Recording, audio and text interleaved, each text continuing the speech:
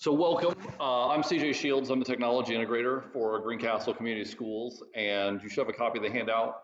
I am also live streaming this on YouTube, so just beware if you ask any questions or anything. So that way, anybody who can't see it, it'll be on YouTube channel later. The little bit about me. This is starting my 19th year in education. 18 before this. So I taught for 3 years in the Indianapolis area. I worked at Purdue as a graduate teaching assistant in the College of Technology for 2 years, and worked at GMS for 9 years and GHS for 1 year, and just finished my 3rd year as technology integrator, just starting my 4th. And that's my wife Tiffany and my daughter Maggie. So the goal is to provide an overview of the technology, resources students use, how the content is delivered, and how to explain methods to follow up on student work, learn to receive grade notifications for your student, provide best practices with technology, and just answer general questions. So I know that both of you have children at TZ, so this is the new device for TZ this year. It will be quite a bit different than the iPads they have at Midpath and Deer Meadow. And they will get a case that goes with this, and the case looks like this. And they will, when they take this home for learning days and things like that, they will have the case to take with them, and also if they travel between classes, like in their pods or whatever, they will have this to use. And the laptop that TZ uses is an HP ProBook. It also functions as a tablet, so they can use it as either a laptop or a tablet. So it will be quite a bit different than the iPad. And then at the middle school and the high school, there are 2 devices. Most of the students in the middle school and high school have the back Atlas, which looks like this. We bought this, you probably have heard this out and about 3 years ago. This is the 3rd school year with it. Backed by Microsoft, but the company went out of business. They were a startup, so we have scrambled to figure out what to do, and Microsoft has given us some Dells to replace the ones that have broken. So all of the 6th graders will have a Dell Latitude, which I don't have one of. And so all the 6th graders will have those. If a student's Atlas breaks and it's accidental and it's their first time in 3 years, then they may get a Dell as a replacement. But if the Atlas can be fixed by our tech staff here, it'll be fixed and given back to them. So we kind of have a 4th device that's not shown here, but for those at TZ, it will be this device.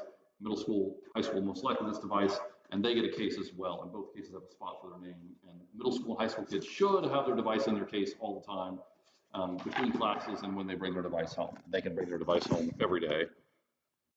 And in fact, they can keep them over. They kept them over the summer as well, except for the 6th graders, obviously. So how is technology used? It really varies by grade level and by teacher. We strive for something called a blended learning environment. When I was in school, we had a lot of traditional instruction. Teachers were doing what I'm doing now, standing up and talking, which can be very good, but is also not always the most effective way to teach. But it does a lot of really good things. It develops motivation, it leads itself to discussions. You tend to learn social skills that way. But then we have computer-based instruction now, where you can do things like have self-paced instruction. You can be driven by performance. You can have instant results and analysis. So for example, when I was teaching at the middle school, I taught a math RTI class, and I had students that were all different grade levels, from near 7th grade level all the way down to 2nd grade math level. And I could give each one of them an individualized assignment through a computer program, and I could know they were working on something that would boost their math skills. I certainly could have done that with a traditional textbook, but it would have been really hard. I would have had to search through all textbooks, grades 2 to 7, found appropriate resources. Whereas I could use an app, which in this case was Khan Academy, just have them take a pretest, and I could assess them all the time and continually give them lessons that I knew were on grade level. And because of that, it also gives you structure that you might not have in a traditional class, where you can know that each student is working on something that is appropriate for them. There are some teachers who are going to be far more on the computer-based side of things, and there are going to be some teachers who are far more on the traditional side of things. The idea is to meet in the middle, but it just, again, it depends on teacher and grade level.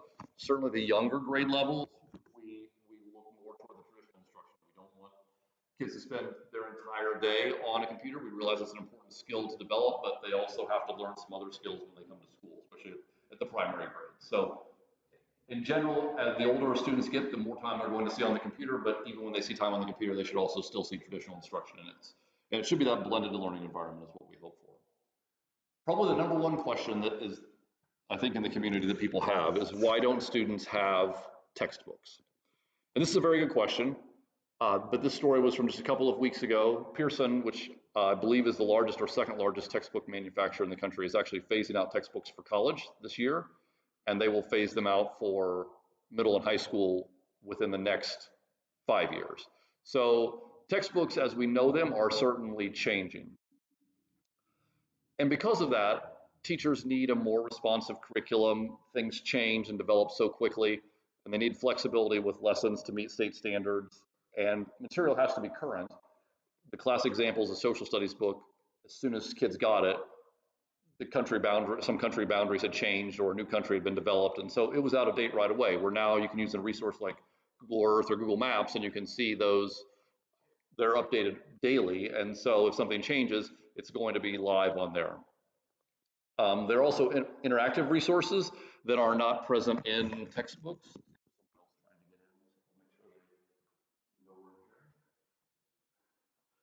And really, textbooks were written for the most part, a lot of textbooks are written for California and Texas because they have such a large number of schools and they have standards that kind of drive the textbooks.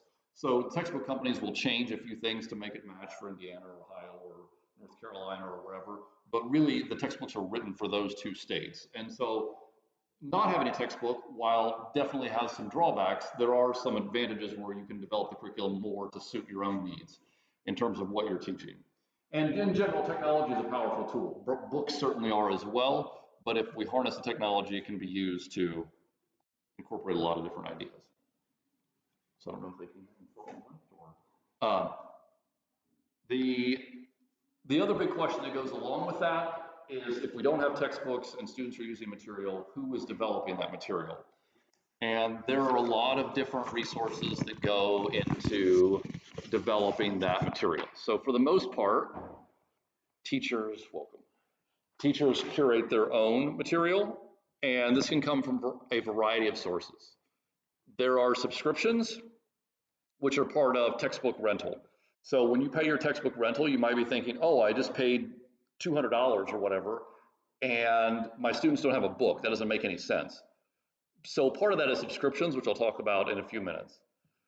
There are also free resources.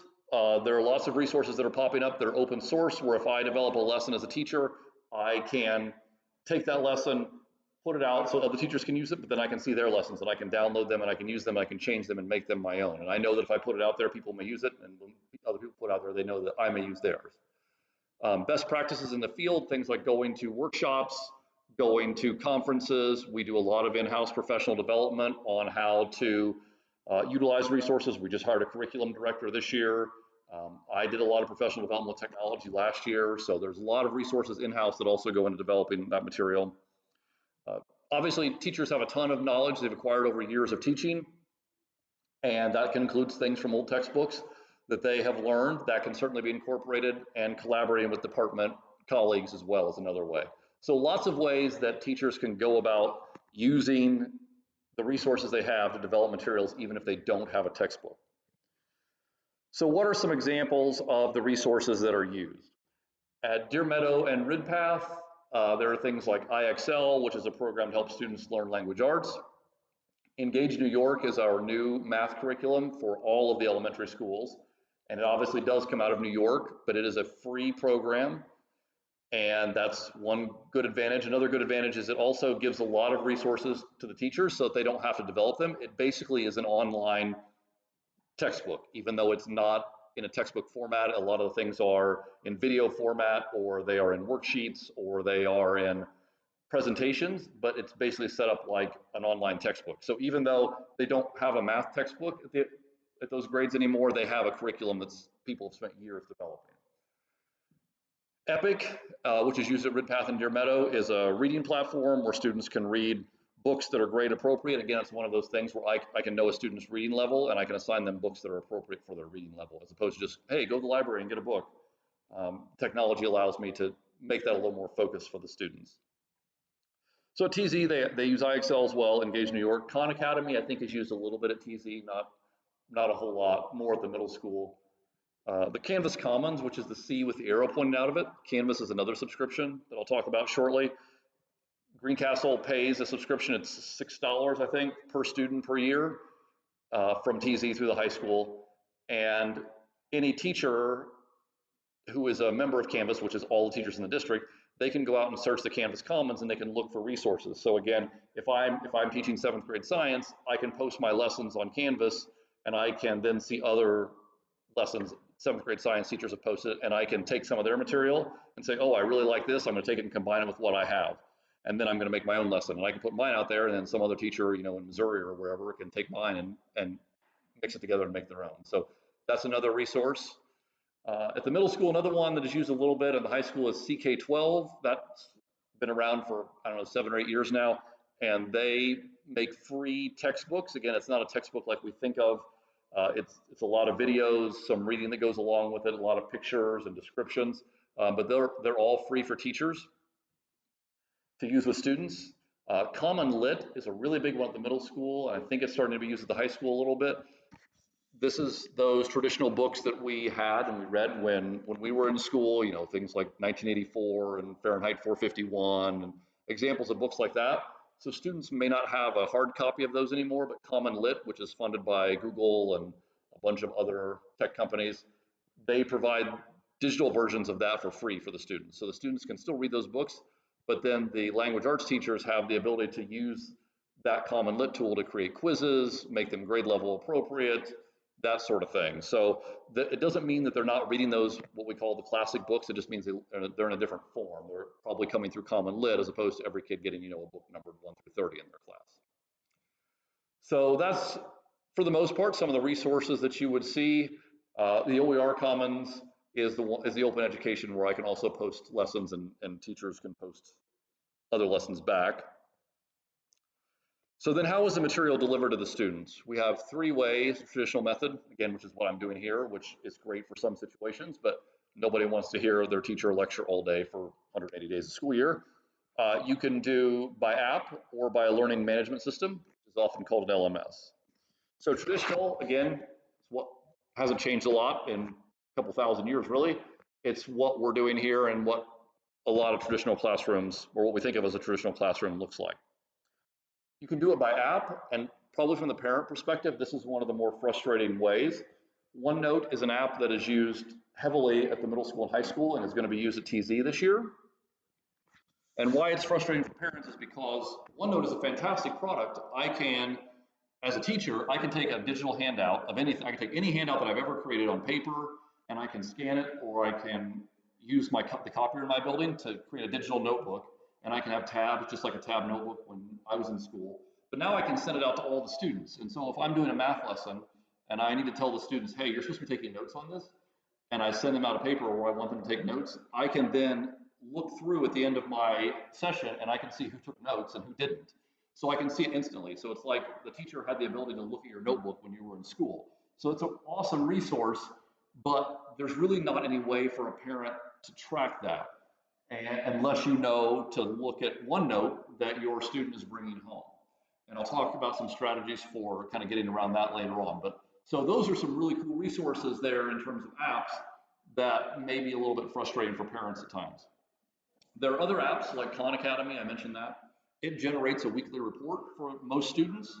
And a lot of times that's something that can be sent on to a parent if they request that, or certainly if it's communicated with the teacher, they can give you more information on how the students are progressing in that particular program or app. And the final way is by learning management system. Canvas is an example of that. So in a learning management system, I can do basically everything. I can put every resource I've ever created as a teacher there. I can make quizzes that are graded instantly. I can give handouts to students. I can have discussions where I post some writing prompt and the students have to write back to me. I can do pretty much anything there. It's basically an online class is what it is. Again, we don't want students just working entirely as an online class, but that's how they get the material for that online part of what they're doing. So again, the app part, I just want to talk about that because that can be a little bit, again, I can understand why that can be frustrating. So things like Epic and readworks.org and ConnectEd and IXL, those are ones that students may well have an account for, but not all of them have parent observer accounts. So these are things that you're going to want to talk to your child's teacher about and find out what apps they're using. and then probably follow up with them and see how they're progressing in those apps.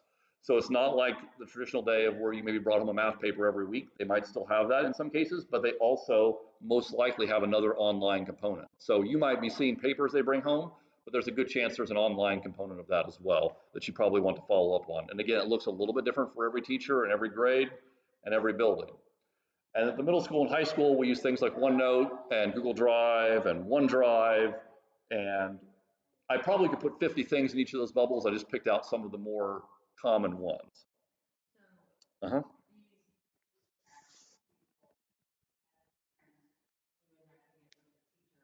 Correct. Correct. Now, the LMS is a little bit different. So this is at the younger grades, kindergarten through second grade. We have a new one this year called Apple Schoolwork. It's very simple. So if I have a web page I want the students to go to, rather than me saying, oh, you're in first grade, type in this web address, which is going to be really hard for the kids, or making a QR code like this for the kids to scan and they all have to come to the front of the room, I can just type in the address on my iPad and it will automatically be sent out to all the kids. And they just tap one button and it takes them to that website. It also works with apps too. So if they have to work in like the iExcel app, I, as a teacher, can navigate to exactly where I want them in the app instead of saying, okay, kids, click here, click here, click here, click here. I can put them exactly where I want. They tap once and it opens up that location. So that's Apple Schoolwork. We have a few teachers, not many, who are using Google Classroom. Most of them were at the high school, but the high school has, as of yesterday, gone exclusively to Canvas. So there will not be any teachers using Google Classroom at the high school. There are a few, actually at Deer Meadow, a few at the middle school that are using Google Classroom. And Canvas is our LMS that we pay for. It's 3rd through 12th grade. Again, it's a subscription. I think it's $5 or $6 a year every student pays, and the usage varies by teacher. Some teachers have everything they've ever done in Canvas. Others just do their quizzes in Canvas, or others just post a few links a week in Canvas.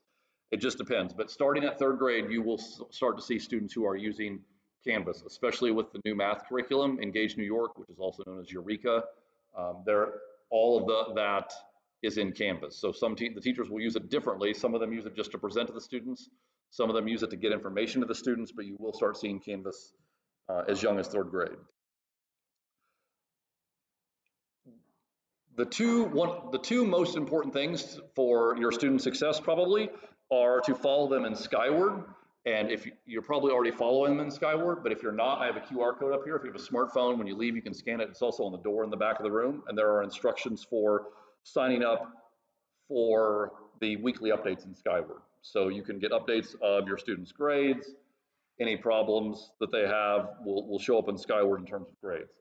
It also gives, I believe, a overview of absences, I think. I actually don't use it from the parent side, so I don't know that, but I think it does give absences as well.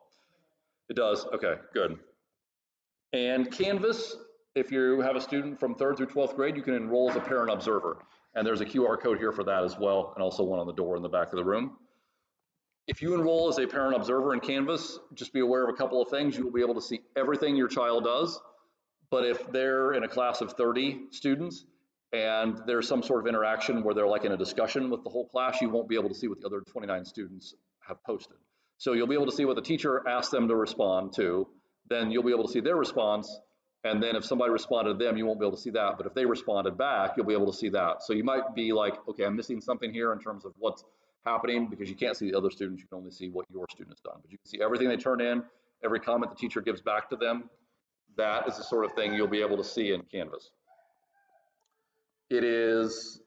Canvas is a very powerful tool. Skyward is as well. I would encourage you to sign up for both of those or follow the address that's on the handout, which I'll go over in just a minute.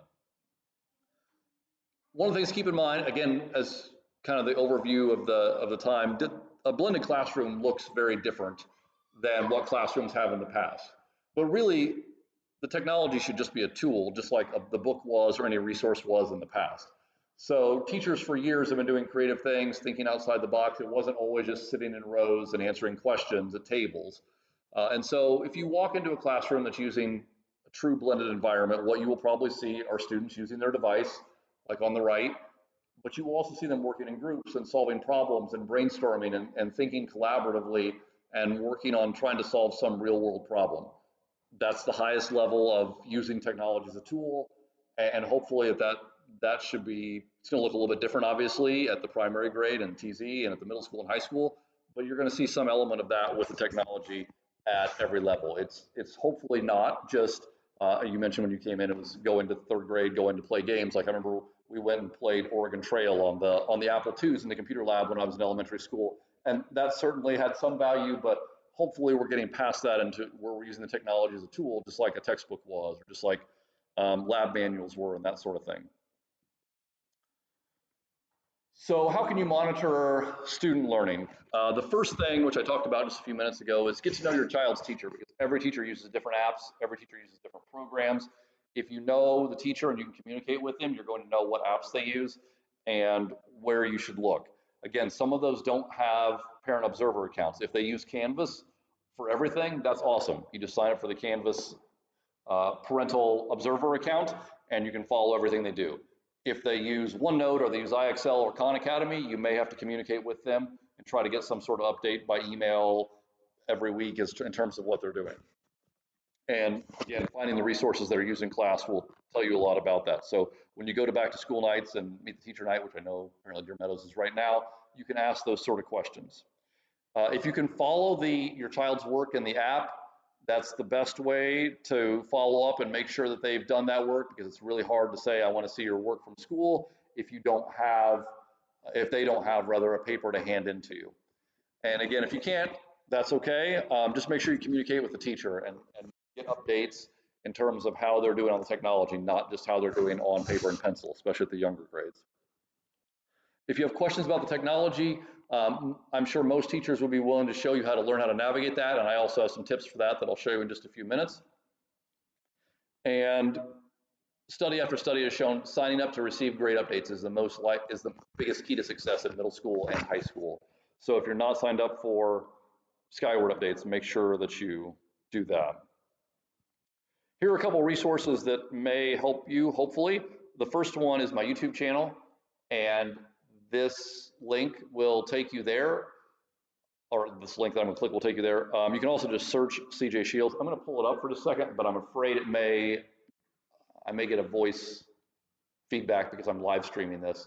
So you can see here there are several videos that show you how to use different technologies, or if students have to work on a project, there's like making a video, there's a overview of how they can create a video with the device that they have. These are the types of things that I often go in and co-teach with other teachers and go through these sort of lessons. But let's say your child's using OneNote and you don't know how to use OneNote. These are designed for our teachers, but they will also give you an overview of how OneNote works.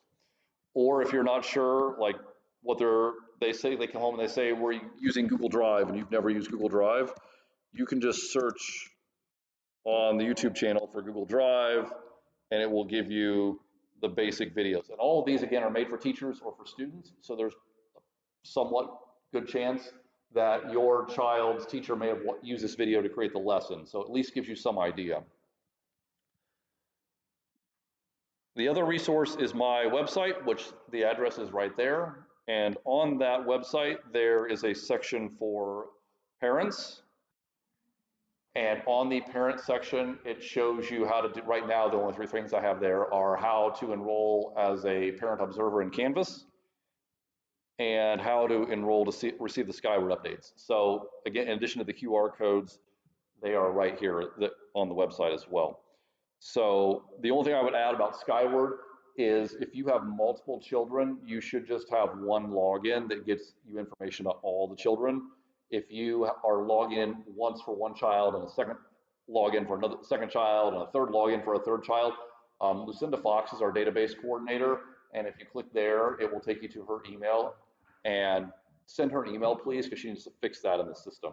So if there are people who have that problem, just make sure that you do that, because that can cause a problem. But otherwise, if you want to sign up for Canvas, you can do that with or without a pairing code. You can create the pairing code on your own, or there's a good chance your teacher may generate it and give it back to you at a back to school night or at a parent night or something like that. But the instructions are there for both of those. And then there's also a link to my YouTube channel here. So if you don't want to search, you can just click here. And then some other things for teachers, which might be of use for you in terms of what is being used in the classroom. But this is just a general overview. Feel free to use the website anytime. There are also newsletters. Again, most of this is geared for teachers, but especially the parent tab and the YouTube channel might be of use to you. The last thing that I have is, the important thing I think is to find a balance of technology. Common Sense Media, which I outlined in purple there at the bottom, has a ton of resources for navigating digital age with children and just general rules and ideas. I pulled a few that I liked a lot. The shocking thing for me was children 8 to 12 spend 5.5 hours a day outside of school on a screen. And then teenagers 13 to 18 spend an average of 8.5 hours a day outside of school on a screen, which basically means their entire day is spent outside of school on a screen. And while it is important to understand technology and learn about things that are going to be useful, like Canvas is used at Ivy Tech and IU, and that's why part of the reason we use it is so that when students leave here, they have some experience with those things. I also think it's important they experience things away from technology and that they know how to socialize with other people and they know how to go outside and have fun at times. So I think that striking a balance with technology is fun. There is certainly a cost to always being connected. And I just pulled, again, 4 or 5 ideas from Common Sense Media. Tech-free zones or tech-free times in the house are one thing they recommend. Also, it's very harmful to multitask to your brain and your thought process, especially as you get older and into like middle school and high school and you're working on homework that requires your deep attention. If you're trying to type a paper or work on some math problem, but you're checking your phone every 30 seconds, then your mind is not focused on your homework and you tend to not perform as well on that task. So it's really better to like put the devices away, like the phones and iPads and personal devices when students are working on homework at home. They might be working on the computer, but knowing to close the apps that are distracting is a very important part of becoming a good digital citizen and knowing what they have to do in order to accomplish some task. And another big factor is avoid letting students have a device when they are alone. Certainly, at least until they're in high school and probably through high school, that's when things can happen that you don't know about, what students, who they're communicating with or what they're doing in terms of social media. Common Sense always recommends having the device like in the living room or in the kitchen where you are when you're with them. And then also making sure that with your devices, you do the same thing as your child and your student. So if there are tech-free zones in the house, make sure that you abide by those as well, or tech-free times like dinner time or whatever. And you can check out Common Sense Media. There's tons of stuff up there. I just put that up there because I do think while it's important students use the technology during the day and they understand that, it's not we don't want them to take the device home and spend hours gaming on it as well at home. The primary purpose is education first and knowing when to use the technology and then when to turn the technology off and avoid that and work on something else or focus on something else. So that's the end of my formal presentation, which is usually about a half an hour, but I will feel free to answer any questions that you have about the device, cover anything on that you need, or just any questions in general about the technology or things that we covered.